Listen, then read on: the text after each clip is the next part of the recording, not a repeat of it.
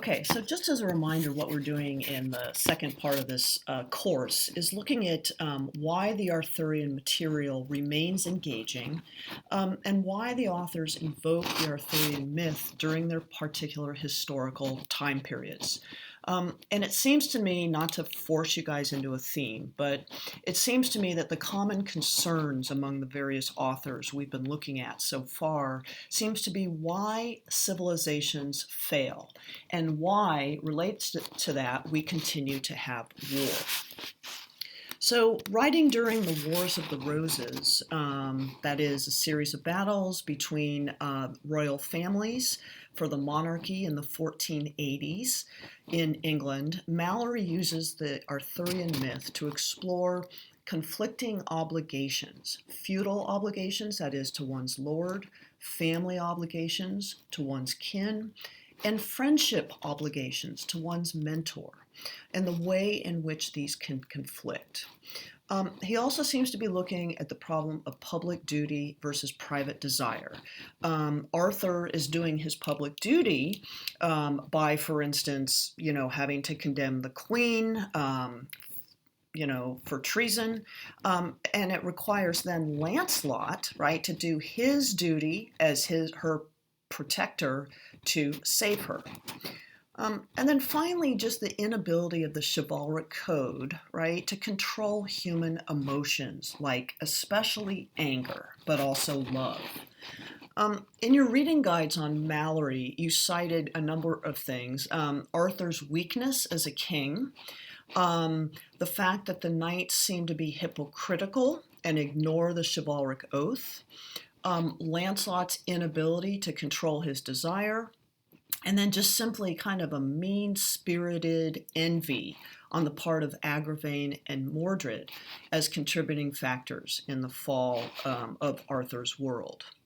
So Mallory seems to look back in time in British history where there was a presumably stable monarchy based on a belief in divine right, that's what the whole sword and the stone thing means, and in which family obligations and fealty are recognized. These were all missing in the Wars of the Roses. The problem is, right, that we see is the loyalty, which should be a strength. Arthur's loyalty to Gawain or to Lancelot is shown to be a liability. Okay. Twain also explores flaws in human nature that lead to perpetual warfare in the form here of colonial conquest. Hank's project to civilize the 500s is not unlike the efforts of colonial powers in the late 1800s. Twain shows how capitalism exploits, continuing the oppression of working classes that it's supposed to liberate. That is, the inequality that Hank hopes to alleviate remains in place, right? Both in the 500s, but also in the 1890s in Twain's age.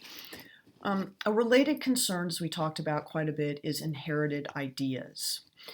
People in the Middle Ages believed in a natural or divinely ordained social hierarchy, perpetuated by those in power whom a belief in such a hierarchy helped or kept in power, right? Namely, the church and the nobles.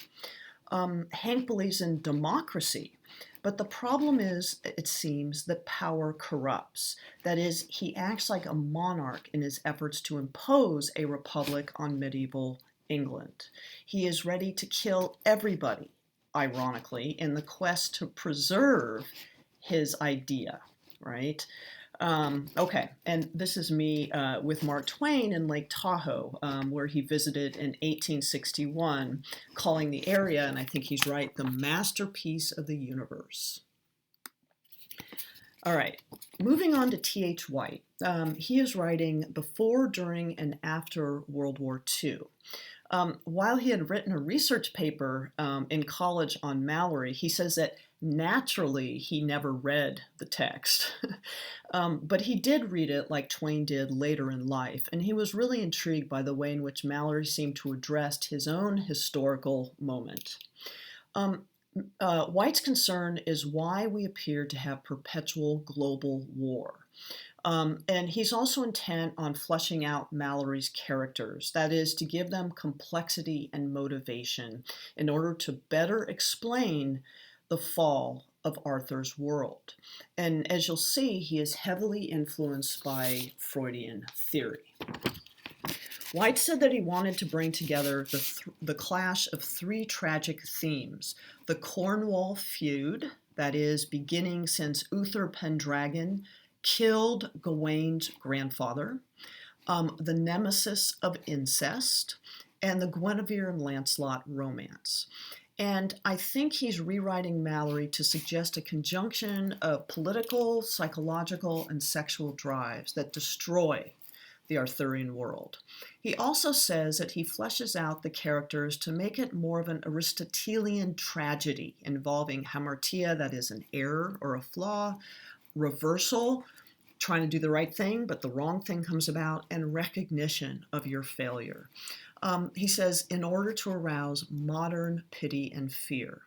And for White, it is again a struggle of good versus evil. The evil, however, is explained as Freudian neuroses, and with the good being defeated again because of their efforts to do the right thing.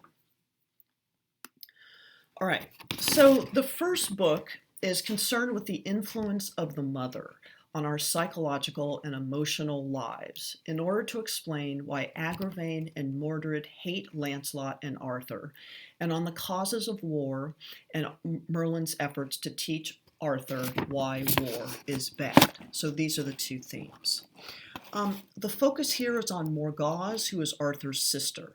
In Malory, she's not fully developed, but she's basically a loving mother who makes sure that her four sons have a place at Arthur's court, and who faints, for instance, when she sees her son Gareth for the first time after 15 years. In The Once and Future King, she is a bad mother. White, from his point of view, had a very bad mother as well, who ignores her children. She's important because for White, laboring under the influence of Freudian theory, her psychological neglect explains why, for instance, Gawain is so devoted to his family, and why Agravain has so much animosity for Arthur, because the king had sex with his mother. White suggests that all of her kids, Morgause's kids, have been emotionally harmed because of her apparent lack of love for them. So White makes Arthur a Norman, that is, a North Frenchman, a descendant of William the Conqueror. He's simple, modest, decent. Merlin acts as his mentor. And he's trying to teach him not only to think on his own and use reason, but primarily to see that warfare is bad. Why? Because men die and the country is left wasted, and because simply it's better to be alive than to be dead. The old chivalry is compared to fox hunting, an aristocratic sport in which only the fox, that is, their soldiers, who are called kerns here, are killed. Under the old chivalry, practiced to settle racial scores for the enjoyment of violence and for profit, might is right. The new chivalry is going to be might for right. Right, in this case, means not preying on weakness, and in fact defending the weak and the oppressed from other knights. Warfare will be conducted under Arthur, as we'll see in this book, between men in armor. And at the end of the book, White's anti-war stance becomes clear in Merlin's instructions to Arthur. He says, short of self-defense, there is no excuse for war, ever. Thanks for listening.